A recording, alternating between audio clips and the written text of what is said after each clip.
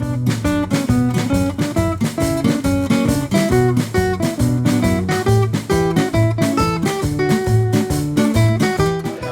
everybody to the Bring Your Own Lunch program here on Wednesdays at Lawrence Heritage State Park. My name is Rich. I'm the summer interpreter here.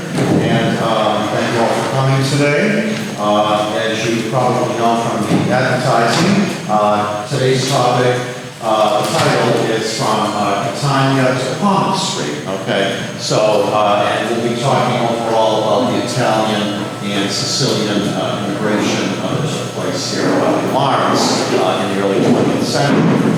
So those of you who have been to my presentations before, you know that we do a quiz, okay? I'll give you 5-10 minutes to take the quiz while you're eating and enjoy the refreshments over there, by the way. And then we will go over the correct answers, and that will form the basis for today's discussion. Number one. To understand why such a large number of Italians and Sicilians came to Lawrence, which numbered about 8,500 by 1920. Now, 1920, by the way, was the peak population in Lawrence, 94,270 people in Lawrence. That was the peak of the population here, all right, 1920, when we had 94,270 people. Out of that, about 8,500 were Italians. We must first understand why they decided to leave their home country. Which of the following was the reason? All right, so why did the Italians and Sicilians leave their home country? All right, anybody want to, Will? I would say D. And you would be correct, all of the above. Right, okay. Economic difficulties, to verify the truth of their dreams and myths about America, right? What's true about what I'm hearing about America, what's not so true about what I'm hearing about America, okay? Looking for security, all right? So all of the above were reasons for the Italians and Sicilians to come here to America. All right, and you know, generally speaking, it was the same reasons overall for most of the immigrant groups who came here. Economic difficulties, okay. Oh, you know, what's this I'm hearing about America? Might I want to give it a try myself, okay? Looking for security, you know, topsy-turvy upheaval going on in their own countries, right? Economic strife, political strife, social unrest, okay? Famines, floods, all right? So pretty much all for the same reasons they tried coming to America and, you know, give it a chance over here and see what happens. So, okay, so are we all 1 for 1 now so far? Maybe, some of you? Okay, all right. Okay, number 2. Sicilians did not have almost any sense of belonging to Italy as a nation, which is why they needed a certain something to find comfort. Being Italian did not mean being one that they could believe in. In other words, you had to come from the same area, even from the same town, to be considered a... Anybody want to volunteer their answer? How about B? B, very good, Will. You must be 2 for 2 now. Okay, good. Paesano, right? What we call paesano, right? Okay. Paparazzi, of course, that would be the photographer, right? Right. The photographers there that follow celebrities around, right? Pastaciotti, anybody know what a pastaciotti is? Pastry, right? You go to Tripoli's, or Fisichella or Piero's, right? You get a nice pastaciotti. That's basically the pastry shell that's stuffed with either vanilla or chocolate pudding. Right? Delicious. Yeah. You'll be able to get some at the feast now in another month. Yeah. Tripoli's, yeah. Yep. So paisano, yeah, okay? So if you say, oh, my paisano, you're my paisano, right? In other words, we come from the same town in Italy or Sicily, right? Okay, so, all right, good. By the way, any questions or comments yet? So paisano is more than just a friend. Right. It's more than just a friend. It's like a kinship, you know? You're from the same area or actually the actual same town, you know? So there's that bond there, more than just a regular friendship, right. Number 3, passing from a mainly agricultural to a more modern and industrial society in Lawrence, the Italian and Sicilian immigrants needed to reproduce the socio-cultural environment of their villages and thus became urban villagers in Lawrence and were divided into 2 big groups, Sicilians and Neapolitans, right? The Sicilians mostly came from which 2 provinces? Anybody want to volunteer their answer? I cheated, I looked at the back. I'm sorry? I cheated, I looked at the back. Oh, you looked at the back. All right, so Barbara, what would your answer be then? That is C. C, right, C. Catania and Caltanissetta. Okay, so Catania and Caltanissetta. All right, So I noticed you said Sicilians and Italians. yes, okay. So you're noticing, right, that I broke this down into Sicilians and Italians, right? And this goes to question number 2, right, okay, that Sicilians, myself being one of them, we like to think of ourselves, right, as not being from the mainland. We're a separate entity. We're from the island, right, not the mainland, okay? So a lot of Italians, if they're from the island of Sicily, right, they'll not say, I'm Italian, they'll say, I'm Sicilian, okay? And there's a difference there, right? Geographically and other ways as well, right? Okay? And Tom back there is chuckling because he knows, right, being one himself, right? Well, actually, 50% Sicilian in my Italian heritage, and 50% Neapolitan, so yeah, so you're exactly half and half there, right? Okay. Yeah, they know that long. I don't know how that happened. Yeah. Well, I know how that. You know, but, yeah, right. So, and by the way, yeah. His father came from Sicily. Oh, yeah. Greatest singer that ever lived, Sinatra, yeah. Oh, okay. His father came from, Yep, okay. His mother's a mainland, but his father. Okay, yes. And by the way, so for your convenience, I think somebody just mentioned, I did draw a map for you on the back, okay, with some of the names located on it that we'll be talking about now during this presentation, just to give you a sense of your bearings here, where some of these places are. So obviously, you have the boot, right, the boot here, that's Italy, right, okay, and then the island to the south, west of it there, of course, would be Catania, okay? And then the island to the, when you're looking at the map of Italy and Sicily here, the island to the west of Italy, number 7 there, that's the island of Sardinia, okay? So, Rich, yeah. I know a lot of the Italian history of this area. Yes. I didn't see a lot of the Sardinians settle in this area. No. Where did they settle? I don't know, but you're right. A lot of them did not come to Lawrence here. Which was weird, because all the numbers you got here were Lawrence President. Yeah. You know, I got family in most of those numbers, but I never heard of any. Yeah. No. Sicilians, you hear. Yeah. Everything else. Yeah. You hear. No, it's true. But where did those Sardinians go? That's a mystery. I honestly don't know. Yeah. Probably maybe Gloucester or something like that. Mm-hmm. New Bedford, where Perhaps, right. Maybe places like New Bedford, Gloucester. Mm-hmm. That's possible. Yeah. Mm-hmm. So. That's actually, I didn't even think, yeah, because that's definitely efficient. Yeah, so that might explain it. Yeah, okay, yep. So, okay.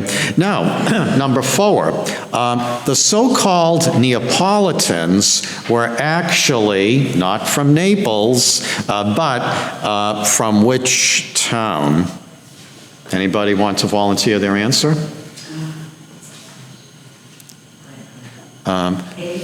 A, very good, yes. Okay, Maureen, score 1 for Maureen. A, Caserta. 4 for 4, actually. All right, very good. I'm glad to hear that, because I remember last week you got, what, 30%? No one's keeping track. But absolutely no one's keeping track. No. Just I have a good memory. Okay. I grew up in a Sicilian neighborhood, so. Yeah, all right, so this quiz was made for you. Yeah. Okay. So, so the thing about, I'm either Sicilian or Neapolitan, well, that's kind of a misnomer about if you say you're Neapolitan, right? Because chances are you were not actually from Naples, right? You were from Caserta. Now, Caserta is about 22 miles from Naples, okay? So, in actuality, most of those so-called Neapolitans were actually from Caserta, 22 miles away, okay? But what I think happened is they chose the nearest large city, okay, which in this case is Naples, and, Neapolitan, Naples, okay, but actually, to be technically correct, most of them are from Caserta. All right, so, all right. Okay, any questions or comments? Yeah, Tom? So when we assume that the Italians that came to Lawrence, they're either from Sicily or southern Italy. Yeah. Nothing really, say, beyond Rome. Right, exactly, right. So the real northerners did not really come to Lawrence here, no. Apparently, either number 1, they were content with where they were, okay, in farming up there, okay, or number 2, they came to other cities instead. But you're right, the Italians from the mainland who came to Lawrence, I would say were mostly like from central and southern Italy, yeah, so, yeah. Okay, number 5. In Lawrence, the so-called Neapolitans settled mostly on the tree streets, Elm, Oak, Chestnut, along with Jackson, where we are here, right, 1 Jackson Street, and Lawrence Streets. The Sicilians settled mostly on Union, Common, Garden, Newbury, Essex, and Lower Jackson Street, right up here.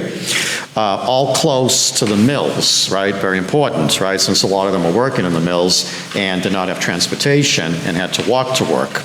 Not only did the 2 groups live in different sections of Lawrence, but they also did not interact that much. Wanting to stay with their own people who were from, again, right, your paesano, the same area or the same town, who they believed in, right? There was that like trust factor there, okay? And who could help them out with difficulties, okay? Meaning things you might encounter getting settled into Lawrence here, some difficulties, right? You would turn to your paesano to help you out. Collectively, residents of the Sicilian neighborhood became known as, anybody want to volunteer their answer?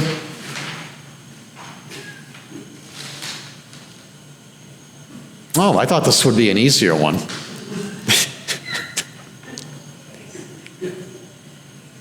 How about C? Not C. A. Not A. B. B. B, okay, the lower end gang. all right? All from right up here on Jackson Street, okay, by the Compagnon Common, that whole area there mostly, okay, that was like the center of it, all right? And over the years, I'm not sure if there's anybody around now that still organizes them, but over the years, they would have like annual reunions, okay? You'd see it in the paper sometimes. Oh, the lower end gang, you know, they had a big reunion the other night at such and such a place, you know, but now I'm not sure. I haven't heard of that happening anymore, so I have a feeling, unfortunately, a lot of them died off now, and that's it, you know, no more reunions that I know of, anyway, you know, so, but, so of course, you know, mill boys, I just threw that in, right? Okay, a lot of them did work in the mills, of course, right? Okay, Sicilian studs, well, you know, some of them, right? Some of them thought of themselves as studs, I'm sure, right? Okay, and then Veni Vidi Vici, okay, I came, I saw, I conquered. As you may know, when Julius Caesar was reporting to the Roman Senate, okay, on one of his successful military conquests, that expression was attributed to him, okay, Veni Vidi Vici, I came, I saw, I conquered. So, all right, and that would have been like in 47 BCE. Okay, so that goes all the way back, that saying, that phrase there, to 47 BCE. Okay, so,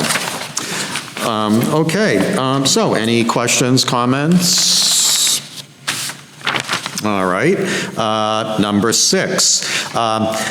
Now, contrary to popular opinion, okay, some people, you know, when I talk to visitors during the summer, they think that Italians came here way before they actually did, okay? But the first Italians did not arrive in Lawrence until 1891, later than a lot of the other immigrant ethnic groups, okay?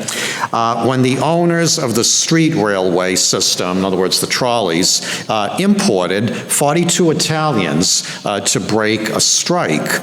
The Italians who then followed moved into what we call the Plains neighborhood here. If you're a local, right, you know where that is, okay, just north of the old Lawrence High School, Breen's Funeral Home, St. Anthony's Maronite Church, the Mary Immaculate Nursing Home, right, where they established a Christopher Columbus Society in 1899.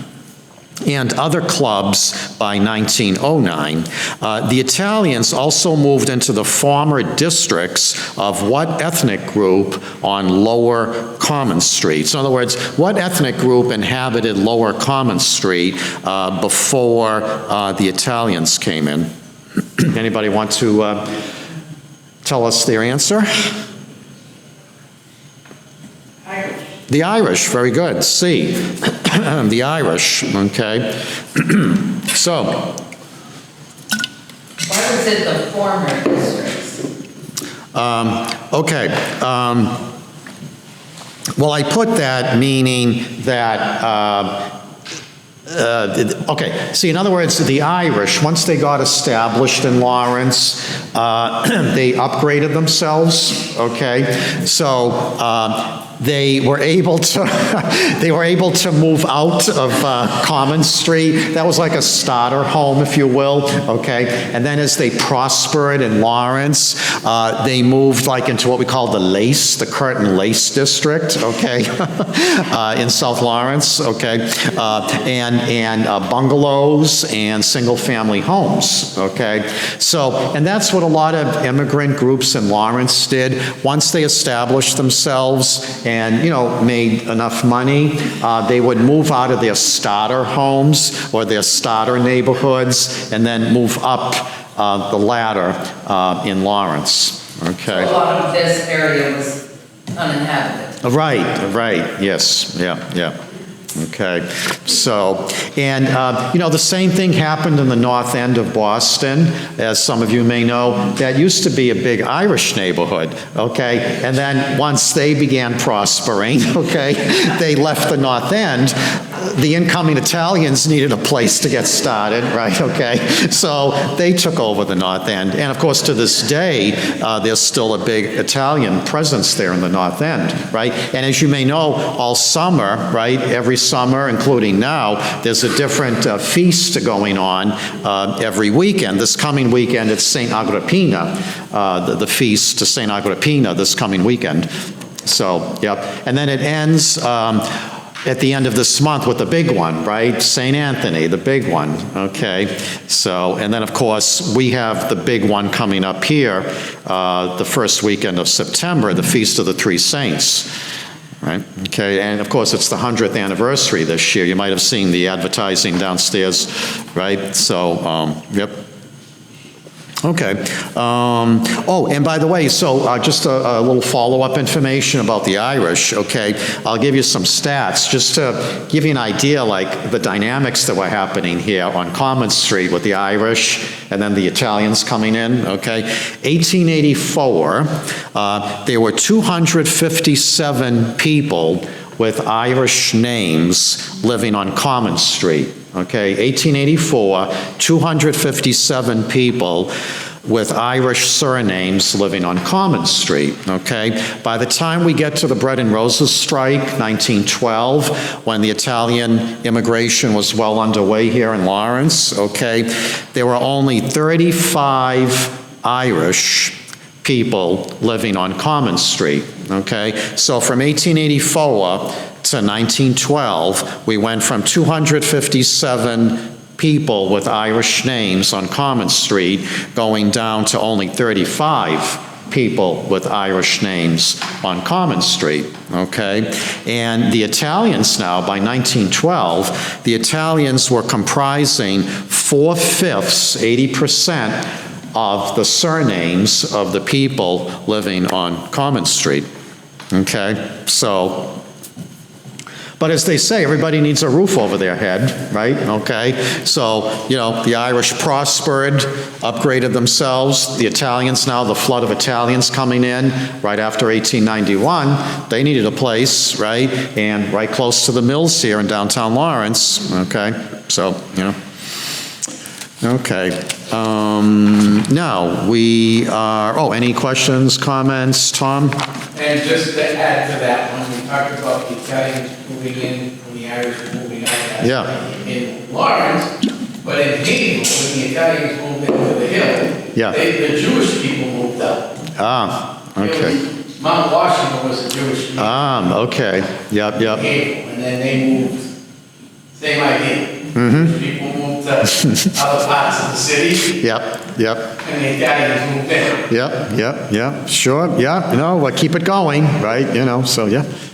Lindy. The Haverhill mayor, James Fiorentini, Yes. has done much excellent work for Haverhill. Mm-hmm. He's probably one of the best mayors that the city has seen. Mm-hmm. Yeah. He accomplished a great deal of good. Yeah, well, in 20 years, right, longest-serving mayor in Haverhill, Jim Fiorentini, he's leaving this year now, he's not seeking re-election. So in 20 years, there was a lot of opportunity there, yeah. But I know, like, a lot of those old shoe factories were converted into apartments and condos. The arts district was created, right, the restaurant district, the theater district and all that, right, stuff like that, yeah. Haverhill has many new businesses. The city seems to be, greatly improved. Yeah. Well, and hopefully they'll keep it going, with the new administration, and hopefully keep it going, So, and yeah, the riverfront, what they've done with the riverfront there too, it's wonderful, yeah. All right, number 7. Most of the Italian and Sicilian immigrants in Lawrence ended up working in the textile mills, which only 2% of them did in their native country.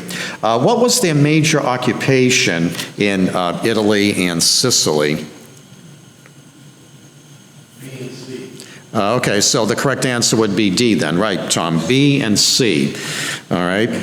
So it's interesting, when they came here, right, they formed a large contingent in the textile mills, right, the workforce, okay? But only 2% of them were working in textile mills in their native countries, okay? So in actuality, most of them in their native countries were either engaged in farming or hand trades or other trades, okay? And I'll give you the breakdown. Farming, okay, so 45% of the Italian and Sicilian immigrants in Lawrence, who ended up, the vast majority, working in the textile mills, 45% of them were doing farming in their home country, okay? General labor was 5%, other 3%, and again, textiles only 2%, okay? So that's interesting. But you know, when you're an immigrant, right, and you're coming to a new country, things aren't necessarily going to be the same, right? Okay, and you know, you understand, right? You're leaving everything behind. You're coming to a new country. Most likely a totally new experience, right? Trying to get settled in. Where do I live? Where can I get a job, right? Who, my new social circle now, you got to create like a new social circle, right?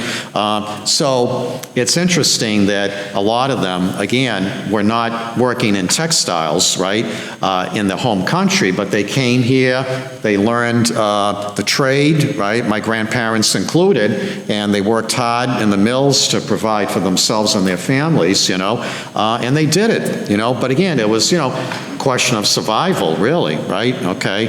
Again, they came here for a specific reason, okay, and that's it. They were here, and what was available to them, that's what they had to do, right? Okay, Tom? The Italian immigrants not only built most of these brick buildings in Lawrence, they built the walls for Searles all over Maritime Valley, the big walls that go all the way to the window. And they also farmed in the valley. They had a little share farm. My great-grandfather had one up behind Valley Tony, which is now the Sergeant Baseball. Yeah, in Pleasant Valley. Baseball field, Yeah. But Yeah. in that area there. Okay, yep, all right, thank you. The street over there, both sides of it, even where the Sergeant Club is, was all little migrant farms from people from Lawrence to go have their little farm. Yeah, we're getting to that, as you may have seen in another question now. Yeah. I wanted to ask a question about that because one of our, I'm sorry, I also work for DCR, I know some of you. One of our other parks, Bradley Palmer in Topsfield, Bradley Palmer was a lawyer, he was from Wilkes-Barre, Pennsylvania, and when he built his arts and craft estate, he brought over Italian artisans to do, you know, the woodwork and everything in his mansion and the walls and that kind of thing. Yes. So I was wondering, when you say other trades, was there like artisans? Stonemasons, yes, right.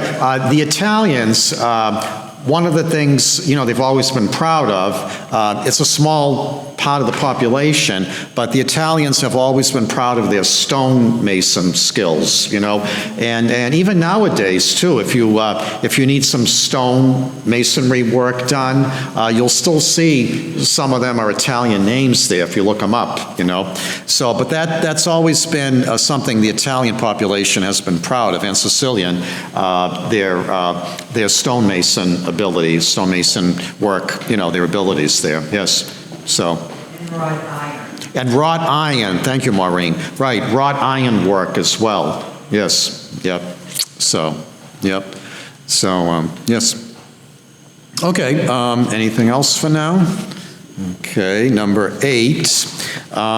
Just about the only occasion for Neapolitans and Sicilians to attend the same social event was Sunday Mass at Holy Rosary Church, which, as some of you may know, is now Holy Rosary Shrine at Essex and Union Streets. which was the nucleus of the Italian neighborhood and connected the immigrants to their past, right, religion-wise. Another reason for Holy Rosary as a social nucleus in Lawrence was the presence of its pastor from 1902 to 1935, serving as one of the main figures in and for the Italian community. Who was this priest? Anybody? Yes. Milanese. Yes, A, Father Mario Milanese, yes. Father Mario Milanese, yes. So, yeah, he was sent to Lawrence here to minister to the growing Italian and Sicilian immigration population, okay? And he was first operating out of the original St. Lawrence O'Toole Church, Essex and Union. I have a photo of it. If you haven't seen it yet, again, when you're leaving in the display case there's a photo of the original Holy Rosary Church when it was St. Lawrence O'Toole, okay? So eventually he got enough money together, he bought it. St. Lawrence O'Toole moved to East Haverhill and Newbury Street. Some of you no doubt remember it, at the V there at Newbury and East Haverhill, okay? It was torn down May of 1980 because it needed too many expensive repairs, okay? So Holy Rosary, 1904, has their own church now since 1904. Okay, they came in there in 1904 with their own church. Okay, so Father Milanese was there during the early years. Okay, made improvements to it, modernized it. I think he's the one who built the rectory as well. Okay, now Father Lorenzo Andolfi was, just so you know, the second pastor, all right? He was there quite a long time as well, 1935 to 1962, okay? He married my parents there in 1954, okay? And then after him, Father Lorenzo, or Father Alfred Natali, all right, he did 9 years there.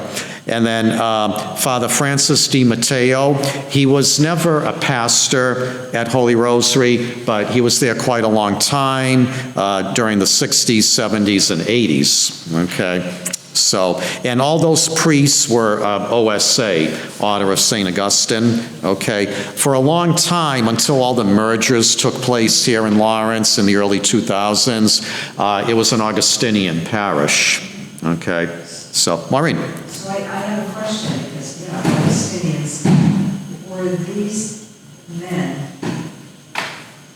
born here, and they were Italian men? Okay, I'm pretty sure all of them were born in Italy. And they were Augustinians? Augustinians, yes, yeah. Yep. Because I know, like, other Italian priests belonged to different orders, like the Franciscans, for example, right. But these men apparently, for whatever reason, chose the Augustinian seminary, and that's where they trained. So, yes? Is the name of the church no longer Corpus Christi?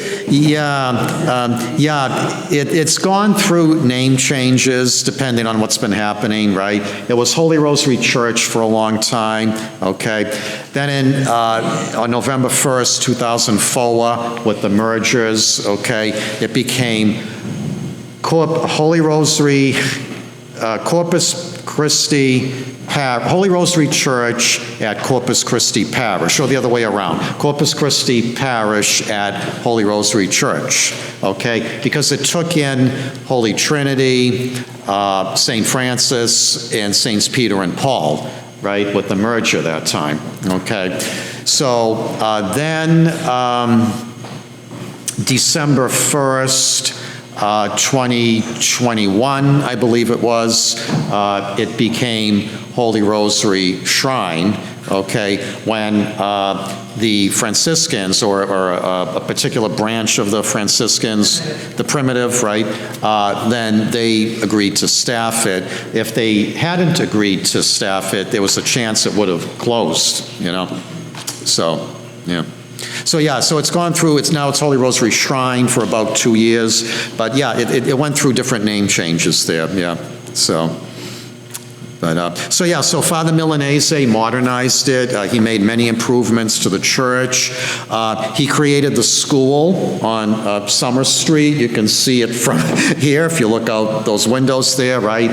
Sadly, it's been closed since 1994, just vacant there now. It's a shame. It's a beautiful building. If you look at the architecture on the outside, right? Okay. And he brought the Venerini sisters here to Lawrence from Italy to teach there, okay, 1909. As the... They live in a beautiful home. Yes, and then they had a nice home on Summer Street, which is still there, a little run down now, but the convent was across from the school there, I think 87 Summer. So as the enrollment grew, the Venerini sisters needed help, okay? So Father Milanese got the SNDs to come, Sisters of Notre Dame de Namur, okay? Now, they had been in Lawrence since 1859, okay? But when the Venerinis needed help teaching at Holy Rosary, Father Milanese got some of those SNDs to come and help provide some help to the Venerini sisters, okay? And also, just so you know, Holy Rosary School started as a completely, as you might imagine, Italian institution, but it became bilingual. Once the SNDs started helping to teach there, then it became bilingual, English and Italian, okay? And also, the Venerinis also provided daycare services. Some of you might know people who were students of the Venerinis, right, either at the school or in the daycare center. They eventually began operating in the early 1920s, okay? And they charged $1.25 per week. Imagine trying to put your child into daycare nowadays, right? You know, like, right, it's really expensive, right? But back then, $1.25 per week to have the Venerini sisters look after your child there while you went to work, okay? And they were open 6 a.m. to 6 p.m., pretty much mirrored the hours of operation of the textile mills, okay? And they gave you soup for lunch, all right? So your child would have a nice hot bowl of soup for lunch, okay? And then beginning in the mid-1930s, they also provided a full dinner as well, okay? Okay, so, okay. But one of the, you know, the Italians, right, we love to feed you. You'll never go starving if an Italian feeds you, right? We always make sure, right, that we feed you, right? Look at the... okay, right? Even though this is bring your own lunch, I still feed you, right? Okay, okay. All right. Snacks, but I'm still feeding you though, right? Okay. Okay, so, all right. And, and one last thing about Father Milanese. You know, he was never really enthusiastic about the Bread and Roses strike, even though he supported it, okay, at the beginning, and he ably assisted in the relief work, all right? But as you may know, the churches, the police department, City Hall, right, they were never pro-strike, all right, and Father Milanese was never enthusiastic about it himself, but who was he ministering to, right? A lot of those Italian, Sicilian Catholic immigrants, right? He probably felt a need there to support them, to support his congregation in that way as well as other ways, okay? But again, he ably assisted in the relief work, all right? Okay, before we go to the next one, any questions, comments? Okay, number 9. Although research shows that there is some disagreement about the value of clubs. Many of them could be found in the Italian neighborhoods and were essentially divided into those strictly connected with the old country and those that tried to be neighborhood-wide. To be a member of the first kind of club, you had to come from a certain town, right? Paesano, here we go again, right? You're Paesanos.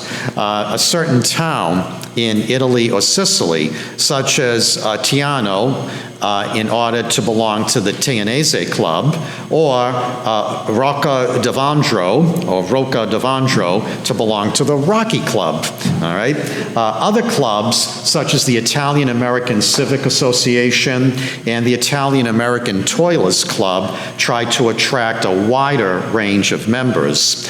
All of these clubs, though, had the same goals and functions, which were mainly, what do you think?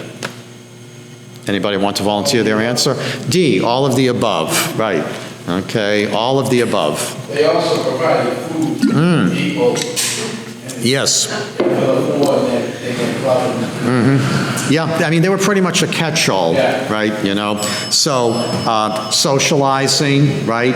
And, you know, back then, there weren't all the forms of entertainment that we have today. So, you know, you went there to play cards, talk, you know, chat, whatever, hang out, right? Find out what was happening with everybody, right? Okay, relax. And they also served as a clearinghouse for non-English speakers. So if you needed help with something, navigating your way around your new environment here, they helped you with the language barrier, okay? It was almost like an employment agency as well, okay? So you came here, you're looking for a job, right? Okay, this one knows another one who knows another one. They would, oftentimes they would get you a job in one of the mills, okay? So all of the above, all right? Now, what I'll do briefly, some of you, if you've been around the area here long enough, you might remember some of these clubs, okay? But I'm just going to give you the names of some of the clubs that were around here. You might recognize some of these names, okay? We had the Italy Grand Society, the Holy Grand Society, the Italian American Toilers, the Pontiac Club, the Union of Italy, the Tianese Society, which, by the way, was Lawrence's oldest Italian-American fraternal organization. It was on Elm Street in the old Neapolitan neighborhood, and it was founded in 1903, all right? The Union Social Club, St. Elfio Society, right? 1 month from now, the big 100th feast is going to be going on. I want to see all of you there. The IACA, okay, the Italian American Civic Association. They used to be on Newbury Street, right, across from Catalano's Market. The Montauk Social Club, the Italian College Club. That was around in the 1960s. The Italian Mothers Club. The Società di Mutuo Soccorso. The Cardillo Campagnoni brothers, Italian-American war veterans, Post Number 1. My father was heavily involved in that organization. The Rocky Club, okay? Now, all of these clubs united a nationality, okay, and provided, again, relaxation, recreation, which gave the immigrants a sense of security that they were seeking, right? Remember going back to question number 1? One of the things they were seeking was a sense of security. So these clubs fulfilled that need for security, right? You're in a new country, a new land, a new neighborhood, a new working environment, okay? So by joining or coming to all these clubs here, these various clubs, right, it gave you that sense of security. You felt among your own, even though you weren't back home. You're in your new home now, new country, right? But again, you were among your paesano now, paesane, right? Okay, so, okay. Any questions, comments, So Tom? I assume these clubs would joined, they also had dues to pay. Oh, yes, okay. Thank you for bringing that up. Let me tell you this, okay? So, a lot of these clubs, okay, you did have to pay, all right, because they had special functions, all right? You didn't just go there to play cards, right, okay? So, for example, the Mutuo Soccorso, all right, gave health and burial benefits for immigrants from the Abruzzi region in Italy, all right? So if you belong to the Mutuo Soccorso Club, you got health and burial benefits, all right? So if you paid 75 cents a month, okay, you got health coverage. Oh my God, can you imagine that today? You know how expensive insurance is today, right? But in that particular club, you paid 75 cents a month and you got health coverage, okay? And if you paid $1 per year, you got burial expenses, okay? So when your time came, all right, you were all set with the cemetery plot. Okay? Your family didn't have to worry about that, okay? And if you belonged to the Holy Grand Society and the Italian American Toilers Club, they had a debt fund, all right? So when you died, okay, your family got between $200 and $300. Now, for back then, that was a good amount of money, right? Okay, that probably covered I would think, all of your funeral expenses there, okay? That doesn't even touch today's. Yeah, right, you know what I mean? Piecemeal. Yeah, you know what I mean? It's like, yeah, today, you know, maybe like the prayer book, that'll cover the prayer book, you know? $500 for a church, at least. Yeah, so, On TV, it's advertisements about funeral expenses. yeah. This gets very monotonous after a while. Oh, yeah. No, I know, incessantly, like, Big business. oh, yeah, it is, you know, and then daytime TV, oh, that's another story, right? They play these commercials incessantly on daytime TV, right? They know who's watching, right? All right, you know? And pardon me if any of you like daytime TV, not to put it down or anything, but you know what those, but you know, well, on my days off, right, my 2 days off are Sunday and Monday, so Monday I get to watch daytime TV, like while I'm having my lunch, you know? I went to a public event Yeah. in the Common a few weeks ago, and I saw a book that had advertisements about life insurance. Oh. This advertising is going overboard, like Yeah. a few other topics in the media. Oh, yeah, no, I know, these incessant commercials here, they're a big turnoff, I know, yeah, I know. But, so by the way now, one other thing, and then we'll do question 10. This thing about, you know, certain clubs, you pay so much a year and you got coverage, okay? So, now there was a catch now, I have to tell you, okay? So, let's say you got sick, all right, not that you passed away, but let's say you got sick, okay? And you made the payments there, so you were eligible for health coverage, okay? You would be visited by a doctor, okay, to verify that you were indeed sick, okay, in order to get like any kind of payments, all right? Let's say you got injured in the mills and you were out sick, there wasn't workers' comp back then, okay? The society that you belong to, or the club that you belong to that had these health benefits, they would send a doctor, unannounced of course, to your house to verify that you were indeed sick before they gave you the payment, okay? And you know, in lieu of your salary where you were out sick. Okay, so you would be visited by a doctor that was sent over by the club you belong to just to verify that you were indeed sick. Okay, so, all right, and number 10, immigrants worked hard in the mills because for many of them, that was the only way they could possibly make a living. And of course, Lawrence had the opportunities here, right, okay, with all these mills for mill employment. Some immigrants who were able to accumulate money beyond their expenses became self-employed. In general, the first thing that many, but not all, Italian and Sicilian immigrants did with any extra cash was to purchase which one of the following? C, yes, a piece of plantable land, okay?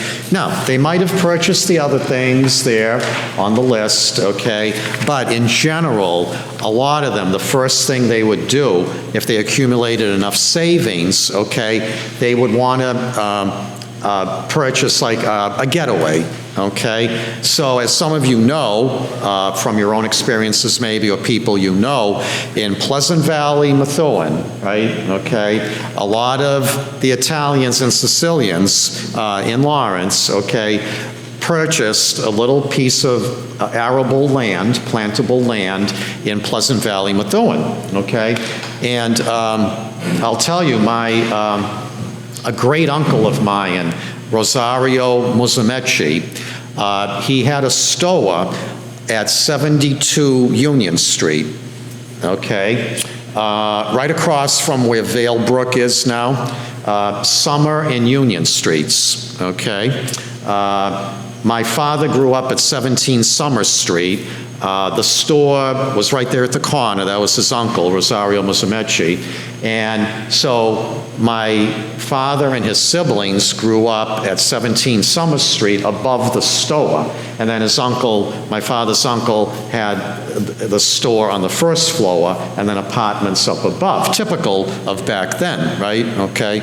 So, so my great uncle, Rosario Musumeci, once he had enough money, he opened up his own Italian grocery store there at Summer and Union Streets, okay? And I remember my mother taking my sister and I in there when we were real little, and my mother getting like a veal there to make her veal cutlets, you know, for Sunday dinner, other items there, you know?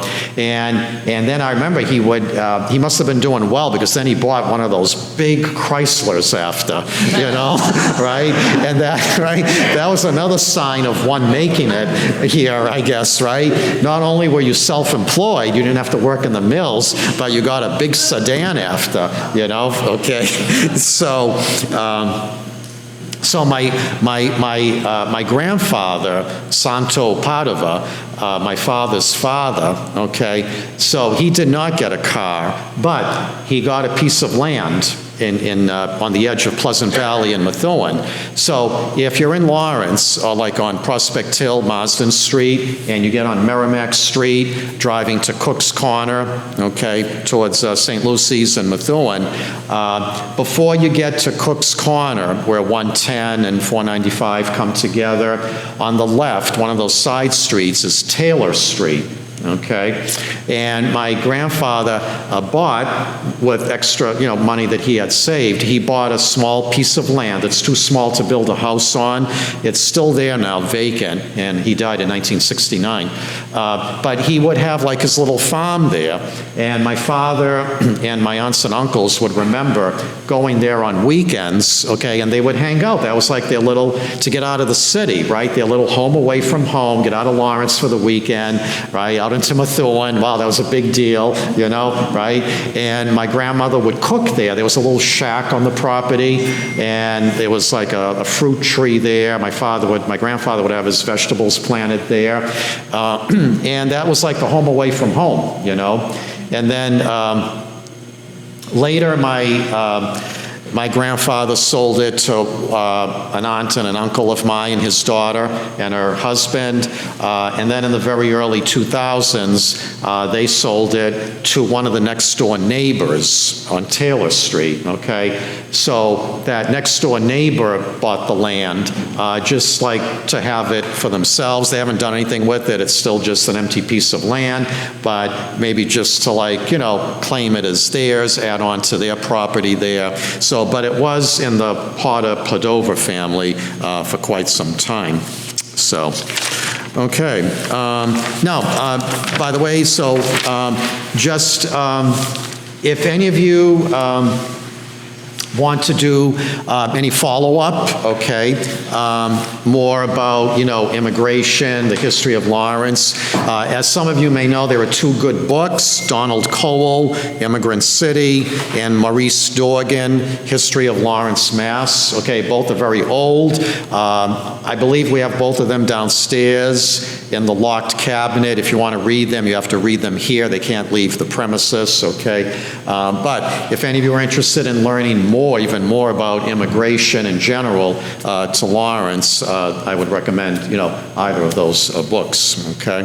So, all right, so any questions or comments? Yes? The History Center at the Lawrence Library, and after that, they have hundreds and hundreds of birth records that were collected early 20th century when young people were going to work in the mill. They had to prove their age. And they had to leave the documents there until they turned 21. And there are birth certificates, many from Italy. There are passports in there. Very young people and Armenian people, different Polish people, different from different lands, but many from Italy. And people who were doing genealogy have come in and their faces light up. Someone found their father as a baby on a passport. So, that might be of interest of anyone. Okay. All right, good. Thank you for sharing that. Okay, good. Yes. Yes, Ann. When I was growing up, I remember seeing a man, an elderly man, walking from, I'd say, the Royal School area. Down past my street, heading down to Pleasant Valley. Oh, okay, And I see him come home with a bag of goodies. Okay. And years later, when we went to Bavaria, we were stopped for a few hours at places on hospital, Oh, gee. And it was a place, it was a lake, and around the lake were these little gardens with fences around each one, a little cabin on each one, and the same thing, people got out of the city, came to these places so they could get rest. It was a garden. It meant the world to them, I'm sure, because their working lives were hard, being in a new country. And this way, a lot of them, almost 50%, did farming, right, back in the home country, as we learned today. So this was like a way, even though they were working in the textile mills, a way for them to still keep their old occupation going in the new country now, but more as like relaxation and a hobby, not really as an income producer, but keep it going, but like in a more fun way now, so, So, anything else? I live in Gloucester, Yes. as you know. Yes. So Gloucester has a huge Italian population still, especially like down the fort in that area. And you can often hear Italian being spoken on the street, and it seems to me, and correct me if I'm wrong, that the Italians hung on to their language much more than a lot of other immigrant groups. Of course, with the Irish, you wouldn't really be able to tell because they kind of speak English. True. But for example, my father was of German extraction. He was born in 20, and as soon as they hit the war years, they stopped speaking German. Which you can kind of understand. True. The Japanese immigrants, the same, although they had, faces that, the Asian face that sort of was noticeable, but they all made a very intentional attempt to stop speaking their language. And Portuguese people too, you don't hear that very much, but Italians, you still, after quite a few generations deep in the United States, you still hear Italian being spoken Yeah, okay. in those kind of neighborhoods, and I just Okay. noticed that, and was wondering if Yeah. there was something. All right, well, all right, in the early days, okay, the Italians were severely discriminated against, okay? Among all the ethnic groups, each one faced discrimination, but one of the ones that faced discrimination to a higher degree were the Italians, okay? Why? Well, because they were seen as troublemakers, all right? You know, the same way the Irish were when they first came here, okay? They faced discrimination from the native population that was here when the Irish got here, okay? So the Italians, you know, and there was this reputation, oh, the immigrants from Southern Europe, the Italians in particular, you know, they're troublemakers, all right? So they were like among the lowest paid, and, you know, the mill owners could do this back then. They were among the lowest paid in the factories here, in the mills, right? Okay. So I think going back to that situation, because the Italians were severely discriminated against, and they weren't being accepted as readily as some of the other ethnic immigrant groups, I think they just are like, well, all right, then, you know, then we're going to just keep speaking Italian. If you're not going to accept us, you know, we're trying to, you know, become American now, okay? We're here, we're working hard. Oh, yeah, maybe we have this reputation, but we're all here for the same reason. And yeah, we want to make our lives better as well, but where they faced a lot of resistance here, so it might have been like an ethnocentric maybe kind of thing, okay? Well, all right, forget it then we're just going to maintain our own separate identity. You're not going to accept us, so we'll maintain our own separate identity, we'll keep it going in a cultural sense, and that includes then speaking Italian, you know? Now, today, all right, and maybe just, you know, by tradition, you know, maybe that continued through the generations, you know, each successive generation perhaps knowing what their parents, grandparents faced in the mills, and maybe, again, it's a source of pride, you know, all right, then we're going to keep our language going today. That's my theory. I don't know if that's the case. For example, do you speak Italian? No, I don't, no. My mother would always tell me, I don't remember this, when I was a little kid, her mother would try to teach me Italian. But you were a troublemaker?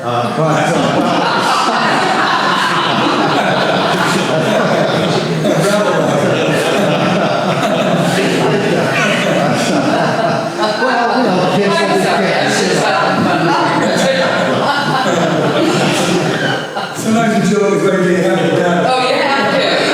You have to. But, you know, I had my moments, you know, like everybody else, you know. But you really have to be around it all the time in Yeah. order to actually acquire it. Yeah, see, that's You the know? thing, right, I mean, I grew up in an English-only household, right, you know, so that, you know, and then when I entered junior high and I had to pick a foreign language to take, in Lawrence at the time it was either French or Spanish, and for whatever reason I chose French. And then at Central Catholic, after I continued 4 years of French, so I had 6 years of French between junior high and high school, you know. But then I didn't keep up with it, and you know, so I don't remember that, although I'll impress all of you. The first sentence that I was taught in 7th grade French at the Oliver up here when I was a junior high where I went, I'll still, if I remember nothing else, I still remember the first sentence I learned in French class. Raymond Soroy was the teacher. Avez-vous un ami dans la classe français?